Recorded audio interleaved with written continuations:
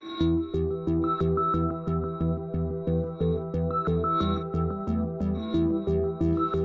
computing is a global phenomenon that we as consumers, well, we've been aware of for quite some time.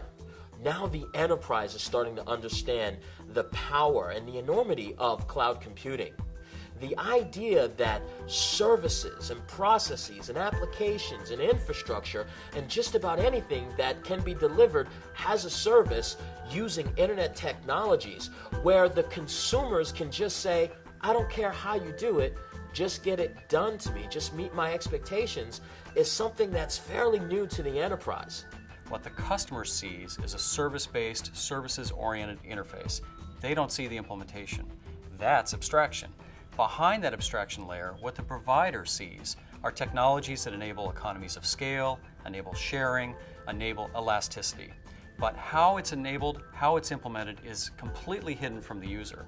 The ability for a business to define itself based on buying and selling services rather than based on buying and implementing technology is a huge changer.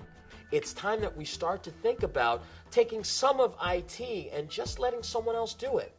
It's time that we start to think about getting services the way that we get our electricity service or our telephone service. So it's time that our IT departments become service-centric. It's time that our applications are service-centric. The model is different because in the old vendor-user model, the users bought technology and they used that technology to build out what they needed. In the consumer-provider model, you have users just buying what you need. Instead of buying a billing system, why not just buy the ability to do billing? It's very easy to assume that just because we're going to start to work with cloud services, that we don't have to govern them, that we don't have to govern the interactions between our companies and our service providers. It's important that you have a means of measuring your expectations and measuring those service levels. It's important that you have choice, and it's important that you have trust. Just because we're consuming cloud services doesn't mean that we're absolved from making sure that our expectations are being met.